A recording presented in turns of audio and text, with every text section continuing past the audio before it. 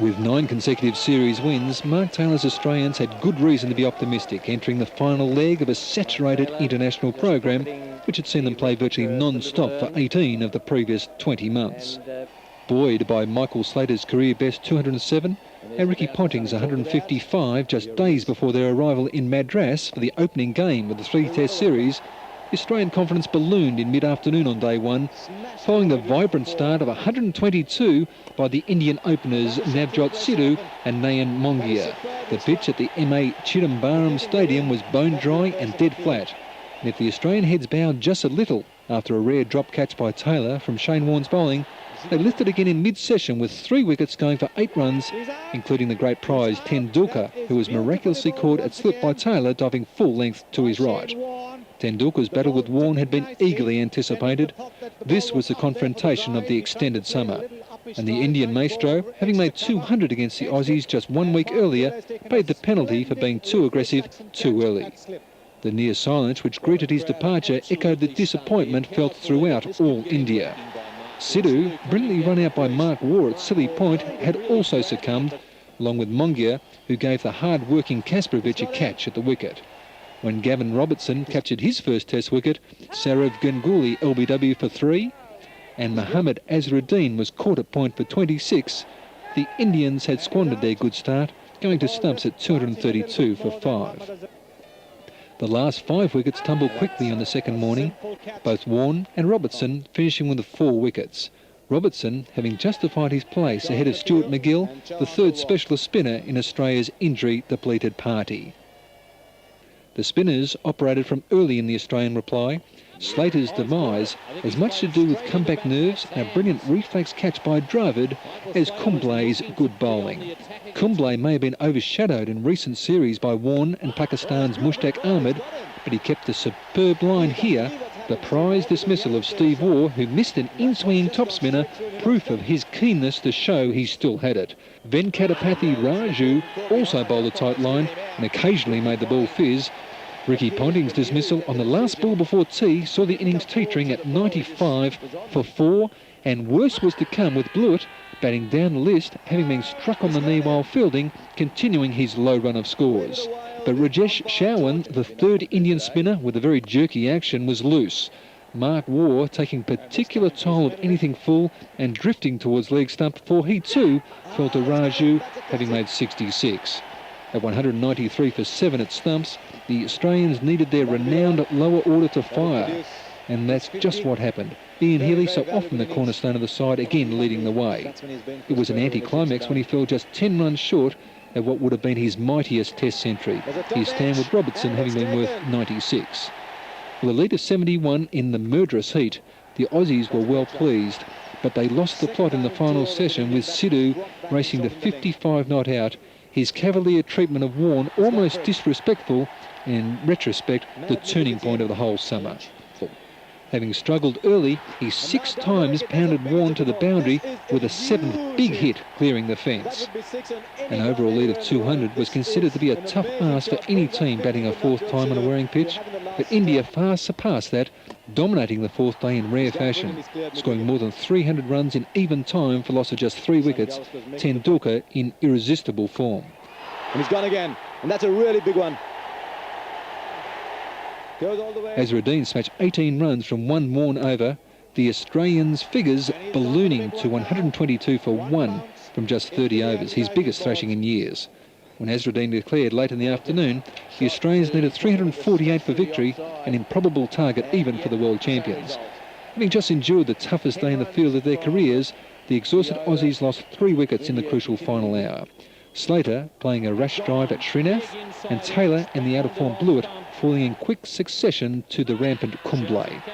The task of batting at the final day was too much, especially given some debatable decisions which incensed many of the Aussies and reduced the scoreline to 96 for 7 before Healy and Shane Warne added some respectability with 57 for the 8th wicket. When last man Kasparovich holed out a deep cover, it gave the Indians victory by 179 runs with half a day to play, the enormity of Australia's task in winning in conditions so foreign having now truly sunk in. Worse was to come at Calcutta, where huge crowds attended. They relished the contest and they hoped that the Australians, unbeaten in 5 previous games at Eden Gardens, may again prove vulnerable. Charging in for the memorable opening over of the game, Srinath had Slater caught in close before Yorking blew at very first ball. The commotion was amazing. And got in! Across the line, the Yorker. 4 key wickets went down for just 29 in the first 10 overs. A disastrous start from which the Australians never recovered. Mark Waugh avoided the Srinath hat-trick with a deft flick off his pads for 4, a signature shot for the junior, before becoming Srinath's 3rd victim, to the delight of more than 60,000 who had packed the massive ground despite school exams, which somehow had been scheduled for the same day. Local hero Sarev Ganguly also seemed inspired, making Taylor look silly before finally he induced an edge through to the jubilant Mongia. Steve Waugh and Ponting provided some resistance with a century stand in 2.5 hours. But after Ponting was bowled, trying to pull Kumble's straight skidder, and Waugh ripped a groin in mid-innings and had to call for a runner, the Australians were bowled out for 233 right on stumps, their own poor form rather than anything in the wicket to blame. Things didn't get any better either, with the Indians sailing into the Australian bowling. Openers VVS Laxman and Sidhu starting with 191 before Dravid and Tendulkar continued the thrashing, adding 140 for the 3rd wicket. Michael Kasparovich tried hard against the odds, but Warne was again collared, going for almost 4 and over.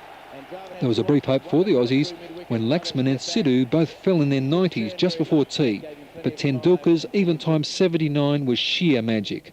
6 fours flowing in 2 overs against Kasparovich in true stand and deliver fashion. This time he's played it off the pads. It's going to be 4. Robertson. The humiliation became total on day 3, with Azruddin continuing his run of tall scores at the ground, going on to 163 not out, and India 633 for 5 before the declaration, which again came in the final session and immediately brought the wicket of Slater out cheaply for the 4th time in a row. For Mark Taylor, normally the most affable of souls, it had been the ultimate downer. His patched-up side was staggering, and within hours on day 4 had fallen over completely, the massacre being completed shortly after tea with the Aussies all out 181. India's innings and 219-run victory gave them the series 2-0 and exposed the Aussies as a weary, patched-up team which frankly didn't even want to be there. The dead rubber game in Bangalore was a chance for everyone to redeem themselves, and so it proved, with the Aussies dominating, except when Tendulkar held court on the opening day with 117 not out. Little Master again treated the Australian bowlers with contempt as India careered to 290 for 4 at stumps, while Tendulkar went on to 177 and India to 400 plus. Australia's positive reply, led by Slater's rapid-fire 91, helped regain valuable lost ground. Mark Waugh's 153 was a classic knock, especially given his overnight illness and the blistering heat which continued unabated.